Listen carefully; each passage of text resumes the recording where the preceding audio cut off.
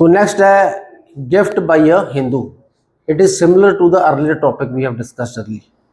उसमें क्या था, अगर एक हिंदू अपनी सेल्फ एक्वायर्ड प्रॉपर्टी को विल में देना चाहता किसी को और विल में उसने लिख दिया, तो वो property according to his will उसकी इच्छा के अनुसार ही दी जाएगी, जिसको भी उसने दी है, चाहे स्ट्रेंजर को ही दी है और अपने फैमिली के किसी मेंबर को उसने नहीं दी, किसी लीगल हीर को नहीं दी, उन्होंने सेवा ही नहीं की उसकी, तो जो सेपरेट प्रॉपर्टी उसकी वो विल बना सकता है, एंसेस्ट्रल प्रॉपर्टी की नहीं बना सकता, वो तो आएगा ही आएगा इससे। सिमिलरली वो अपनी सेपरेट प्रॉपर्टी की गिफ्ट भी कर सकता है, अपनी सेपरेट प्रॉपर्टी का वो अपने जीते जी गिफ्ट में, गिफ्ट को पंजाबी और हिंदी में क्या बोलते हैं, तोहफा, एज अ तोहफा भी दे सकता है किसी को। और तोहफे के लिए कंसिडरेशन की कोई ज़रूरत नहीं होती, तोहफे में कोई पैसा तो नहीं लेता हूँ, तो कंसिडरेशन की कोई ज़रूरत नहीं। तो एंड सेपरेट प्रॉपर्टी की दो चीज़ें हो सकती हैं, विल भी बन सकती है और थ्रू गिफ्ट भी वो कन्वे की जा सकती है। विल कब लागू होगी, विल लिखने वाले टेस्टेटर के मरने के बाद, उसके मरने के बाद विल ओपन होगी।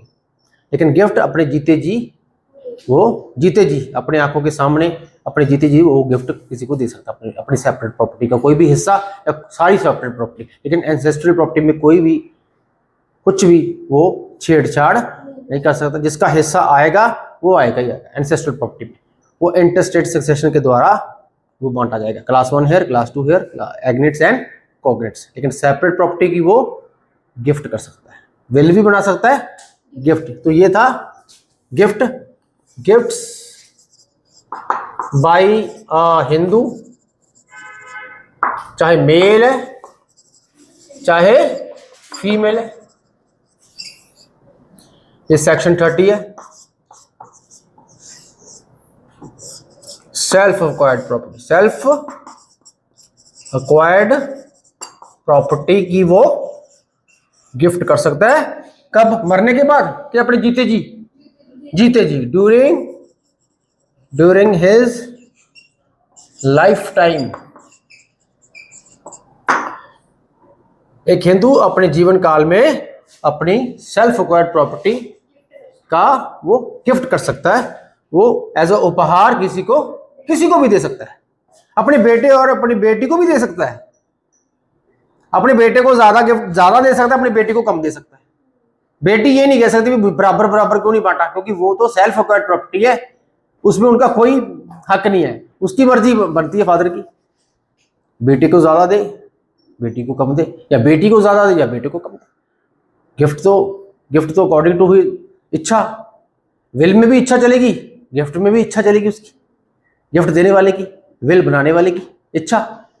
बस फर्क ये है, विल की इच्छा लागू कब होगी, उसके मरने के बाद, गिफ्ट की इच्छा उसी समय गिफ्ट में दे सकता अपनी प्रॉपर्टी। कोई भी प्रॉपर्टी हो, चाहे मूवेबल हो चाहे प्लाट है, 4-5 प्लाट है, किसी को भी दे सकते हैं एज ए गिफ्ट। लेकिन वो 4-5 जो प्लाट उसने बनाए हैं, खुद अपनी मेहनत से बनाए हैं, कोई पुराने पिछली जो जायदाद है उनमें से इंक्लूड नहीं है, वो डिफरेंट बनाए, अलग बनाए उसने अपनी बिजनेस से, या अपने फॉर एग्जाम्पल वो एडवोकेट है, डॉक्टर है, अपनी मेहनत से उसने 4-5 प्लाट बना लिए।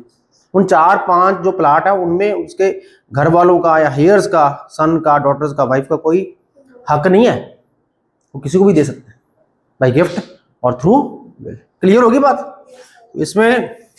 लेकिन गिफ्ट डीड रजिस्टर्ड होनी चाहिए, गिफ्ट जो डीड है ना वो रजिस्टर्ड होनी चाहिए रजिस्ट्रार के ऑफिस में। तहसीलदार हो गया रजिस्ट्रार, वो रजिस्टर करेगा।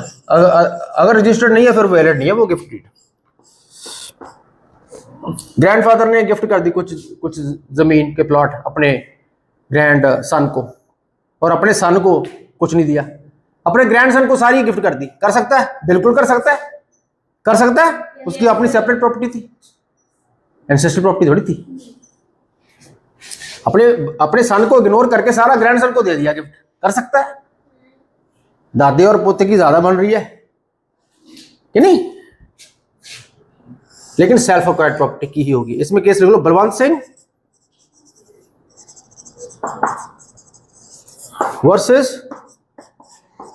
दौलत सिंह, 1997 का केस है ये। बलवंत सिंह वर्सेस दौलत सिंह। इसमें भी गिफ्ट दिया गया था।